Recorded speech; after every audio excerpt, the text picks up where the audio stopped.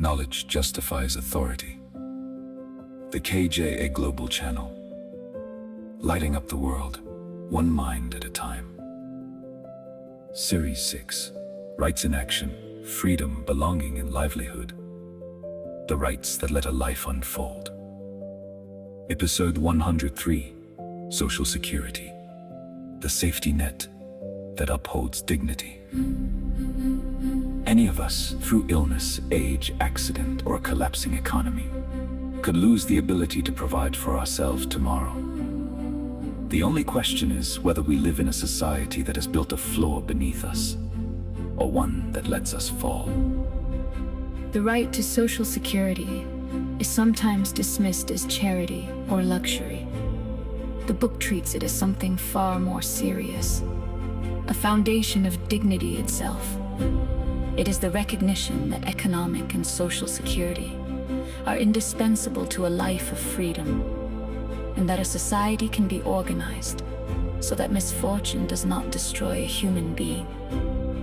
Let us understand the promise and how it is kept. First, what the right actually is. Social Security is the right of every person as a member of society to protection against the predictable shocks of human life: unemployment, sickness, disability, old age, the loss of a breadwinner. It is the floor beneath which a society agrees no one should fall. The mechanisms are familiar wherever they exist. Social insurance, pensions, support during unemployment, care for those who cannot work. These are not gifts to the idle. They are the pool protection of a whole community against risks that come sooner or later for nearly everyone. The point is not to make anyone wealthy, but to ensure that no misfortune turns a person into a discard. Second, the principle of progressive realization, because this is where the right is most misunderstood.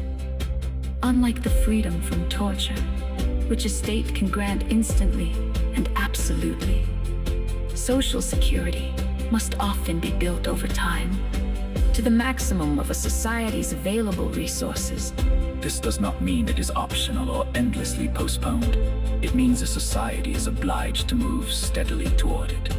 To prioritize the floor, to expand protection as it grows wealthier, and never to go backwards by stripping protections away.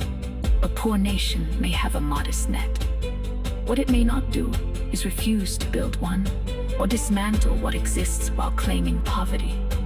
The duty is direction and effort, not instant perfection. You can see the difference in how societies treat those who fall.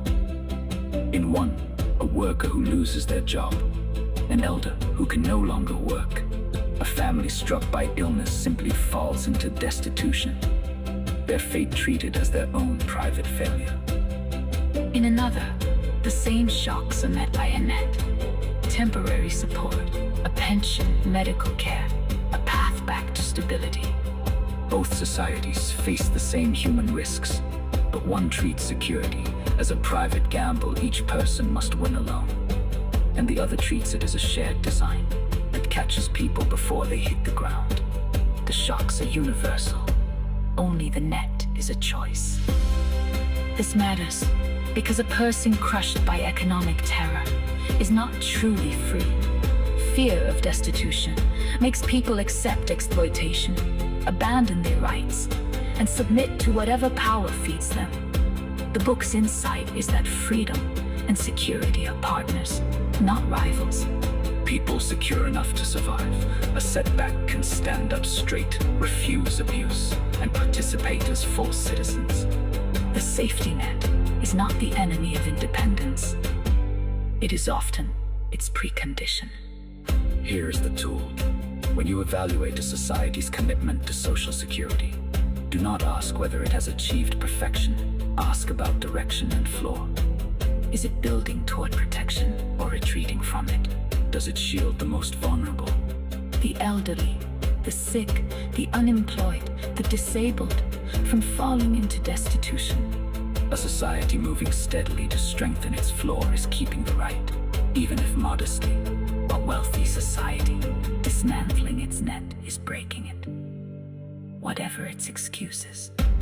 Social security is the floor that lets a free people take the risks that freedom requires. Build the net, defend the net, and let no one fall through it unseen. Subscribe and let us design dignity that catches us all. This is KJA. Dignity is non-negotiable.